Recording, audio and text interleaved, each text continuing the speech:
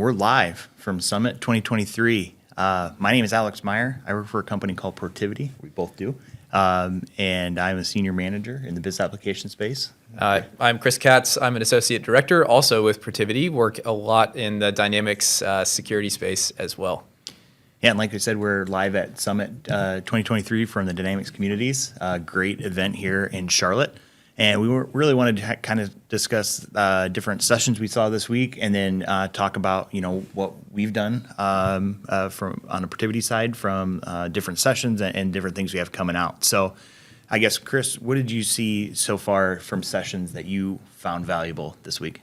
I think the turnout and the engagement in the community has been fantastic, especially this week, seeing as many people here as we have. It feels like this event grows every year, and I know during the pandemic it slowed down, but it is certainly back up and to the point where it was pre-pandemic. The presentations all seem to be amazing. I know we'll talk about those in just a moment here, but there's great participation, there's great questions, which is, I think, really important to build the community. Yeah, absolutely. I 100% agree. Speaking of sessions, right? Obviously, that's why everyone's here. Everyone wants to come in, hear the great educational content, come and talk to, network and see the expo hall and the vendors there. But from a session standpoint, I guess, what have you seen that has drawn your interest or gained your, made you want to go? Yeah, I'm going to do a shameless plug for Alex, and I'll steal some of what I've seen him do. I think there's a lot of opportunities, sessions in the security space, unique ways of using the tool, especially around telemetry data, which I know we'll cover in just a couple minutes here, as well as just powerful ISVs that I think are really coming quite a long ways into helping solve some of the common business problems that we see on a day-to-day basis. Right. And I think we'd be remiss to not also mention things like AI, Copilot automate, Power Automate, things like that as well. There is one session this week by two Microsoft senior program managers tomorrow morning, actually, about using Copilot in SCM. But a majority of those topics are still in the Dynamics 365, the sales and marketing side, teams, things like that. So really looking forward to, I guess, from my perspective, right, to see what we can start to see in the F&O and SCM and finance space for sure. The other ones that I've seen really are around the new release schedule for Microsoft next year, right? Going from 7 releases down to 4, and the new X++ developer experience, right? And that came out really close to Summit. So there's a lot of discussions around that. I don't think there's any actual presentations, but I think that we will see that going forward as well. So from being the tech person, right? That's my area. Yeah, I'm really interested to see, especially around the release calendar items. I think that's going to be something that's going to be a little bit hard to manage at first, right? But ultimately a really good thing, because I think it's going to help really Microsoft focus on some of the most critical bugs rather than working on the next release and kind of keep moving. I think it's going to be really good for them to focus in and really resolve the critical problems with any one. Right. No, yeah, I 100% agree. And I think you mentioned the telemetry data. You're right. I did a session on that. But I think that's another area that I've seen a lot of interest and a lot of really, like you mentioned, the good feedback that you get in the discussions you get at these types of events that you don't get elsewhere, where people are coming up to me after the session with ideas that I didn't even think about when I was making the session, right? But really, when we're looking at it from the telemetry side, in our area, right, we're really looking at it from the security and licensing standpoint, and I think that's really where I'm most excited about that data. But you can do things like view auditing and all sorts of other custom events and looking at exceptions and form runs, and there's all sorts of really cool things there. But I think from the security side, it kind of gets back to the roots of Protivit, and I think that's maybe where we get excited about it, right? Because of just the deep background that and history that Protivit has dealing with security in general. Yeah, it's funny. A lot of the projects we do are because some people are either scared or they need a little bit more support. Right. It's security and tax. Those tend to be the areas where people need the most help or kind of want to avoid. And so there's been a lot of discussion, around security, even in sessions that weren't specifically security focused, which has been very, very interesting this year. And some of the questions of just like, how do we simplify Right. the way that we're approaching it, or what is the methodology that we need to take to actually roll something out in a way that's not going to just break the entire system or the user experience of it.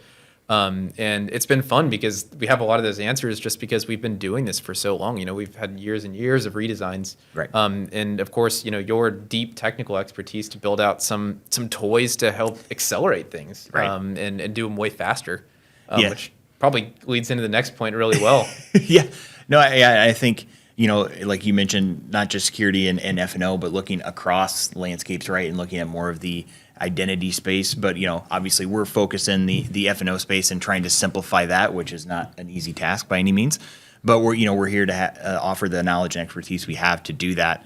And really, that's one of the things that I think Protivit does really well, is the driving the innovation and driving the new, what else can we do, the accelerators that we have and the different things that we can do because of the knowledge and expertise we have, to drive the ROI faster. And one of those things is the new template role offering we have for finance and operations that's on AppSource right now. So, Chris, can you give like a 10,000-foot overview of what this is, and then we can kind of dive into it a little bit? It solves one of the biggest problems that, I heard this question a couple times today of like, how do we know what the roles actually do? Right. That is one of the biggest challenges that we commonly hear. What is the starting point? And one of the accelerators that we use is basically role templates. Like, we have a template structure for things that need to happen in a certain order, or like a way to do it. So that's one of the really exciting offerings. It's on AppSource now for accounts payable, accounts receivable, procurement and sourcing, sales and marketing, for system administration, and also for general ledger. Sorry, that was not in alphabetical order like I would have liked it to be.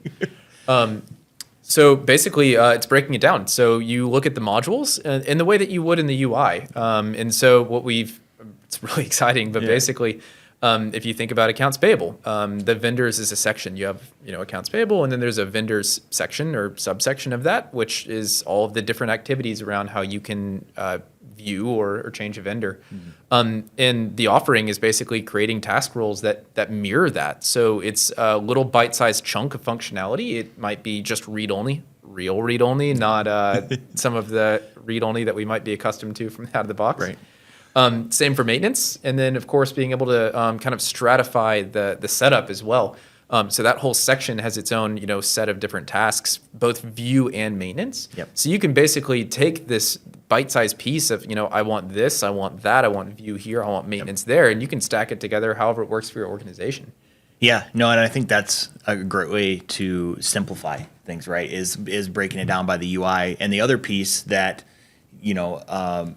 bringing in, again, the expertise that we have is, then we built those out and then started running them against segregation of duties and license analysis, right, to make sure that we're not having a view role, right, that requires an operations level license, or you don't have, view roles that have SOD issues, or crazy number of business process access and things like that. And so you can really start to really utilize those task roles and know that they're designed from the ground up to be not only give you access to what you want, but they're compliant and they're license friendly from there. And so that's where I really think that it's an exciting new offering. And I think one of the things to really drive home is that this is the first offering, right? And we're going to improve on it and do additional modules and things like that. But there are other innovations that we have coming up here too, that to really want to simplify this process and make it easy, right, for clients to know that their security is compliant and license free. So I think that it's a great starting point, right, to get into that space. So I really I think we probably should get back to the different sessions and the conference itself. But I want to thank Dynamics Communities and Aaron Back for the opportunity for us to be able to come and speak here. And I guess this is a great shameless plug to make sure you get your tickets in next year, because they just announced that it's going to be in San Antonio. So make sure that if you are interested in coming to a conference like this and being around end users and going to sessions and even maybe presenting the session next year, that you get your tickets early, you talk to your organization and say that this is something that matters, and what could improve us internally of how we do business processes and look for, like you said, ISVs or solutions from Microsoft and how we can better use the software. Yeah, exactly. I think it's there's so many great opportunities, and also, I mean, just the networking with other peers. Not even with ISVs, not even with partners, with peers. You get to see different challenges, different ways of tackling it, and so it doesn't even mean a purchase in a lot of ways. Yep.